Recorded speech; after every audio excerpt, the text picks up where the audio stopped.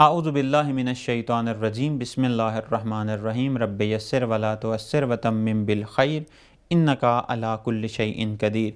सामईन मोहतरम, हम बात कर रहे थे माह मुबारक रमज़ान के आखिर में रुयत माह शवाल के बाद जो एक पहला अमल जो इंसान के ऊपर वाजिब होता है वो ज़कात फ़ितरा का वजूब है। यानी जैसे ही एक मुसलमान के लिए, एक मोमिन के लिए ये साबित हो जाता है कि माह मुबारक शव्वाल का चाँद नज़र आ गया है, तो उसके बाद पहला अमल जो उसके ऊपर वाजिब होता है वो ज़कात फ़ितरा की अदायगी है।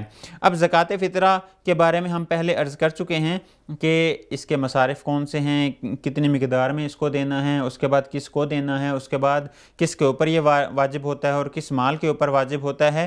मैं दोबारा अर्ज़ कर दूँ, ज़कात फ़ितरा का वजूब क़ूत ग़ालिब शख्सी के ऊपर नहीं बल्कि क़ूत ग़ालिब नोई के ऊपर है। यानी वो जिन्स, वो ख़ुराक के जो जिस जगह पे इंसान रहता है वहाँ के लोगों की मामूलन और गालिबन ग़ज़ा जो है उसके ऊपर इंसान के इस वजूब का इतलाक़ होगा, यानी ज़कात फ़ितरा का इतलाक़ होगा। अगर ज़्यादा मिक़दार में चावल खाए जा रहे हैं तो चावल के मुताबिक होगा, अगर गंदम खाई जा रही है तो गंदम के मुताबिक होगा, या फिर अगर दोनों को हम देखें कि दोनों को ज़्यादा इस्तेमाल किया जा रहा है तो उस सूरत में भी दोनों के मुताबिक ही हम ज़कात फ़ितरा को अदा करेंगे। आज हम बात करेंगे एक मुब्तलाबी मसले के बारे में कि बाज़ औक़ात बाज़ लोग ये कहते हैं कि आखिरी जो माह रमज़ान है उसमें अगर कोई मेहमान आ जाए तो उसका फ़ितरा भी इस मेज़बान के ऊपर वाजिब हो जाता है। तो एक कायदा और कानून कुल्ली ये है कि मेहमान का फ़ितरा मेज़बान के ऊपर वाजिब नहीं होता,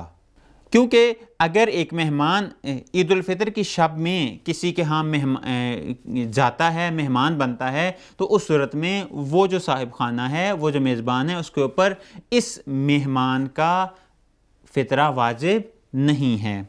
अब आ जाएं कि फ़कीर किसको कहते हैं। आया हर शख्स जो अपने आप को ये कहे कि मैं फ़कीर हूँ उसके ऊपर इतलाक़ होता है इसका या नहीं। अब यहाँ पे हम फ़कीर की तारीफ़ करते हैं कि फ़कीर किसको कहते हैं। वो शख्स के जिसके ख़ानदान के यानी अहलो अयाल के अखराजात एक साल के या तो कम हों या इतने हों कि बामुश्किल वो इन अखराजात को पूरा कर सके, तो इसको फ़कीर कहते हैं। इसके ऊपर ज़कात फ़ितरा वाजिब नहीं है।